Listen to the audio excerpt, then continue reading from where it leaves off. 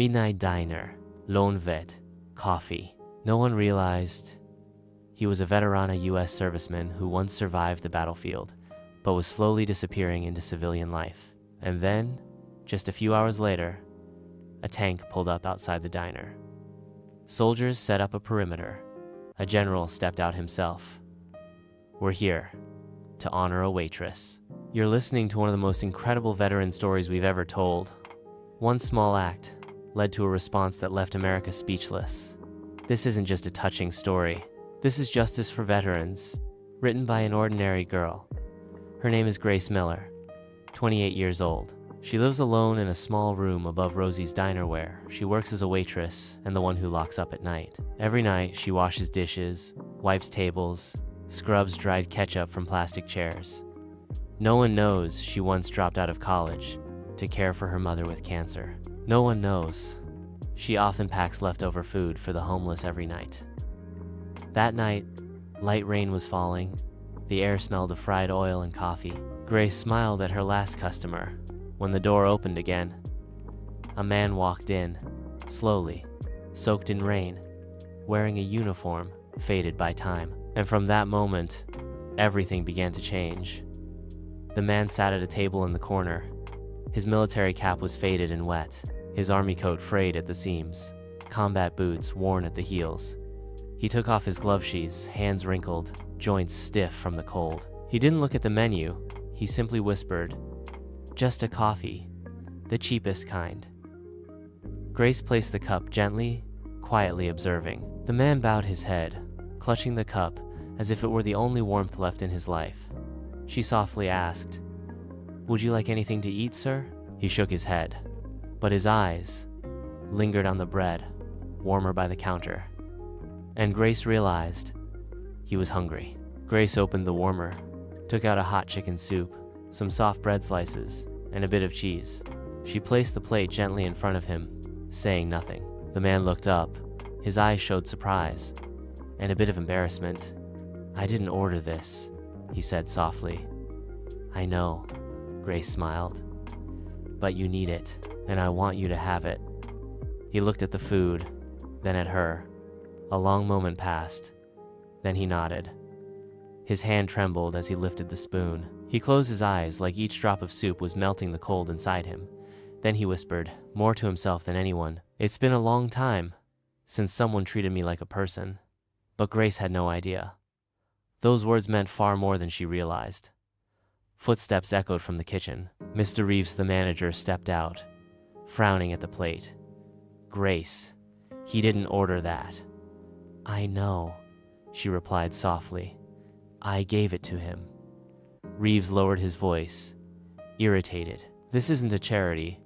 You can't just give things away."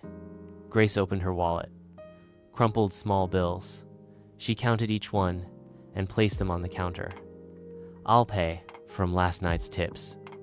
Reeves stared at her, then turned away, shaking his head. Said nothing more.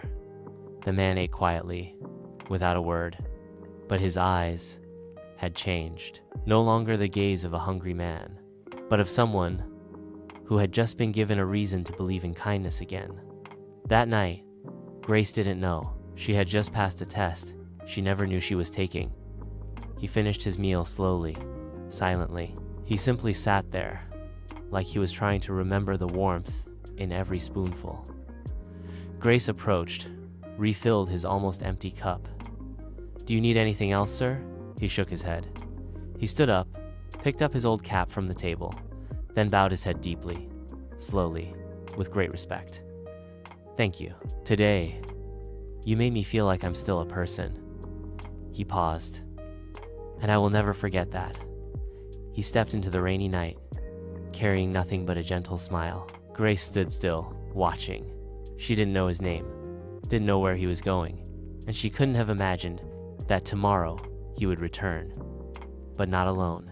The next morning, clear skies, soft sun. Grace arrived at the diner as usual. But, as she turned onto the street, she heard a strange noise, and then saw an actual tank parked in front of the diner. Beside it, 3 military vehicles, barricades, soldiers standing at attention. Locals gathered, phones raised, police maintaining order. Grace froze. She stepped out of her car, everything around her feeling surreal. Reeves, the manager, was already there, pale with shock.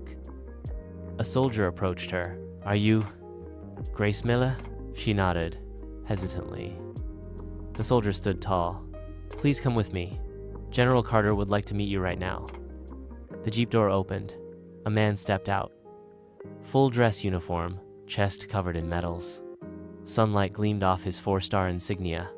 Grace instantly recognized him. It was the old man from last night. But today, he no longer looked frail or quiet. He stood tall, steady, with the gaze of a man who had once led thousands in combat. The officer beside him spoke into a mic, introducing General William Bill Carter, former commander of the U.S. Special Forces, one of the most revered heroes in modern military history. Grace felt breathless, her eyes wide. She whispered, "It's him?" But the most shocking part was still to come. General Carter stepped into the circle of soldiers, looking directly at Grace. "Last night," he began, his voice calm and firm, "you didn't know who I was, and you didn't need to. You saw a tired, hungry, silent man, and you did something very few people remember how to do. You treated me with kindness." He paused, pulled out an envelope. "This is a personal gift from Meadow U. 50. 0. Not because you fed me, but because you reminded me there's still hope." Grace stood frozen. Tears welled up as she took the envelope with trembling hands. But she didn't know this was only the beginning. A female officer stepped forward, holding a red folder. "By special recommendation from General Carter," she announced loudly, "the Department of Defense presents this certificate of honor to Grace Miller for her humanitarian actions toward a veteran." She continued, "A 100-0 community aid grant has also been approved under the name Grace Miller to maintain this diner as a support point for those in need." The crowd erupted in applause. Grace covered her face with both hands, sobbing silently. Reeves, the manager, stood silently in the corner, on his face a mix of shame and admiration. But amid the applause and congratulatory looks, Grace only said quietly, "I just did what anyone should do." And that made her more extraordinary than ever. A military truck opened its rear doors. Inside were hundreds of boxes filled with food, clean water, blankets, medicine, and medical kits packed to the brim. General Carter invited Grace to step closer. "These are for you," he said, "and for those you'll help in the future. We're not giving this to you because you did something big.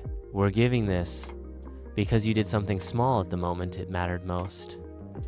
Grace looked inside, unable to believe her eyes. A small-town diner had now become the starting point of a veteran outreach movement. And under the radiant morning sun, she stood still. Inside her, joy and overwhelming awe. But what awaited her next was greater than anything she had just witnessed. Another officer gave a signal. From the far end of the street, a silver food truck rolled slowly into view, painted in bold blue letters on its side, "Grace's Hope." Beneath the logo, a hand offering a warm loaf of bread under a shining sun. Grace raised her hand to her mouth. Tears streamed down her face as she saw her namino as praise, but as a mission. "This truck will help you bring meals wherever they're needed," said General Carter, "to veteran camps, shelters, low-income neighborhoods." Grace placed her hand on the truck door. The metal was cold, but her heart was burning. She had never dreamed of something like this. But now, she knew, she was going farther than any dream she'd ever had. In the weeks that followed, the Grace's Hope truck rolled through town after town. Grace personally handed out hot meals, shook hands with aging veterans, and hugged the homeless like family. The press called her America's Girl of Compassion. TV stations invited her for interviews, but she only said one thing: "I didn't do anything grand. I just saw someone hungry, and I couldn't look away." A month later, she was invited to the United States Congress. As she stepped up to the podium, every member on both sides rose to their feet in applause. But after her speech, General Carter stepped forward. He took her hand tightly and said, "There's one last thing I want to give you, Grace." Before the cameras, in the Grand Chamber of Congress, General Carter held a blue velvet box. He opened it. Inside was the Civilian Medal of Honor, the highest award for a non-military citizen. "In my years of service," he said, "I've received many medals, but today, I finally feel I can rest. Because I know America still has people like you." He presented the medal to Grace. She stood frozen, eyes red, hands trembling as she received it. They looked at each other without a word, as if a father was passing on his hope to the next generation. Then he embraced her, a long, tight embrace. Everyone fell silent. All that remained was the sound of hearts beating in millions of people watching live. There are millions of veterans across this country who once fought, once sacrificed, and then quietly faded into the background of civilian life. They don't ask to be remembered, but what they need is a look of respect, a kind gesture, a bowl of hot soup at the right moment. Grace Miller didn't save the world. She simply saw a human being whom society had forgotten. And sometimes, justice doesn't come from a courtroom. It comes from the small acts of someone working the night shift. This isn't just a story about kindness. It's a reminder that justice for veterans doesn't come from laws, but from each of us. If you believe veterans deserve honor and to live as heroes, comment. Justice for veterans, because kindness should never be forgotten.